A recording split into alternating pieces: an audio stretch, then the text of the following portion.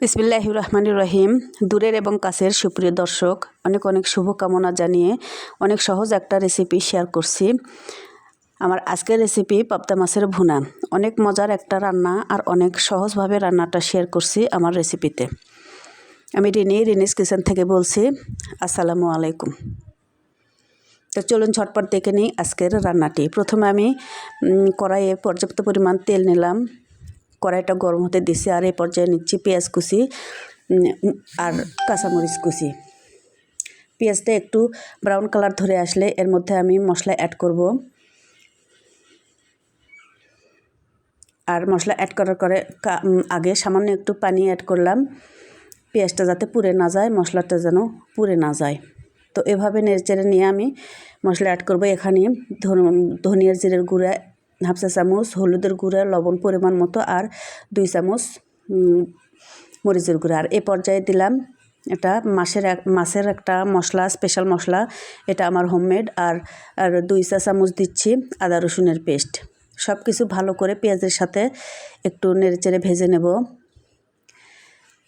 যেহেতু পাবদা মাছ অনেক নরম, রান্না করতে বেশি সময় লাগে না, তো এ পর্যায়ে পেঁয়াজটা আমি বেশিক্ষণ ধরে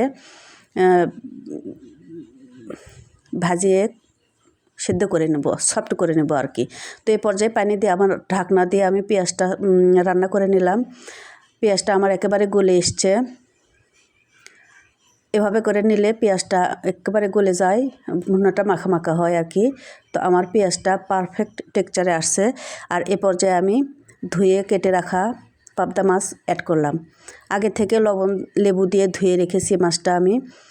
পাবদা মাছের গায়ে একটু থাকে আর কি,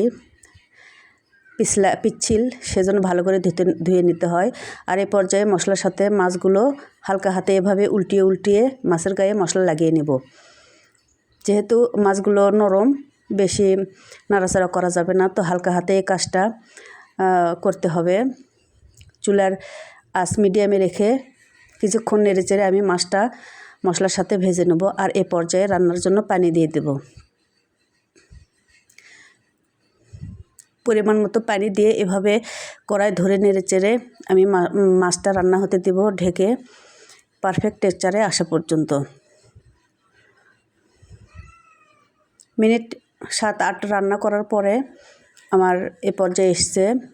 আরও একটু ঝোল ঘন করতে হবে, তো আমি সামান্য খুন্তি দিয়ে নেড়েচেড়ে দিচ্ছি মশলাগুলো যেন ভালোভাবে সব দিকে মাছের সাথে থাকে আর কি। আবার ঢেকে রান্না করব পারফেক্ট রান্নাটা হয়ে আসা পর্যন্ত। আমার রান্নার শেষের দিকে একটু ঝোল ঝোল রাখলে রান্না শেষ করার পরেও ঠান্ডা হওয়ার পরে কমে যায় আর কি। তো এ পর্যায়ে আমি ভাজা জিরার গুঁড়া অ্যাড করলাম। এ পর্যায়ে অনেকে ধনিয়ার পাতা অ্যাড করে থাকেন, তো মাছের ফ্লেভারে ভাজা জিরাটাই আমার পছন্দ।